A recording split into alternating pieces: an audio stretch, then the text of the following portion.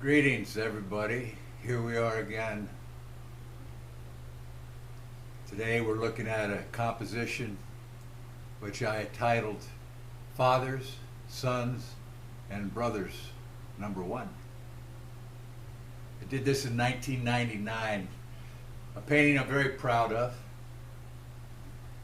It's a composition that represents a modern sensibility of shape and space. And then to further make my point, I used a still life by Van Gogh, and I put that in the composition as an homage to Van Gogh and the Revolutionary. And of course, the Impressionists and Post-Impressionists were nothing if they weren't revolutionary.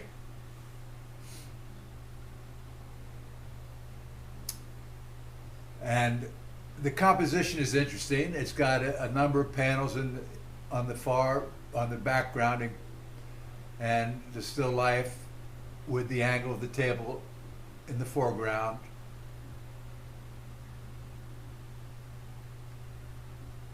The left portrait is a portrait of Che Guevara, and I was impressed with this portrait because it really shows the joyous expression of the man, that portrait. So I was inspired by that, and I was inspired by Che.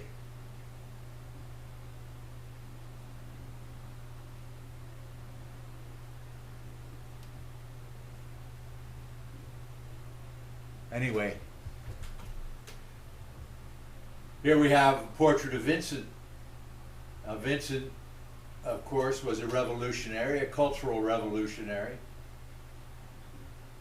And of course, I love his paintings, this is an homage to Vincent as much as anything else. And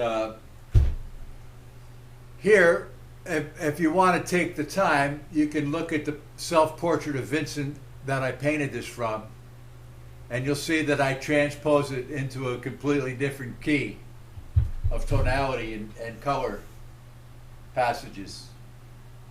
So just to note the sensitivity that went into that in order to do that.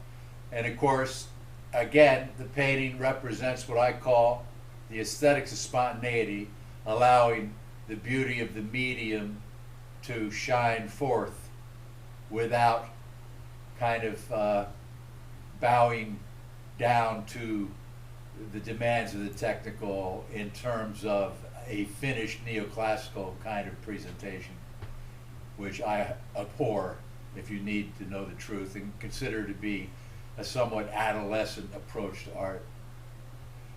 But here we have an aesthetic approach that transcends that kind of literal representation and that immediacy. So it really builds on the musical qualities of the art form. And here you can see more detail in the use of color and brush in terms of the tabletop and the items in that still life. The relationship of tones, violet, yellow, the movement of tones, the rhythm of color. Here's a beautiful cerulean blue in the bottom corner there.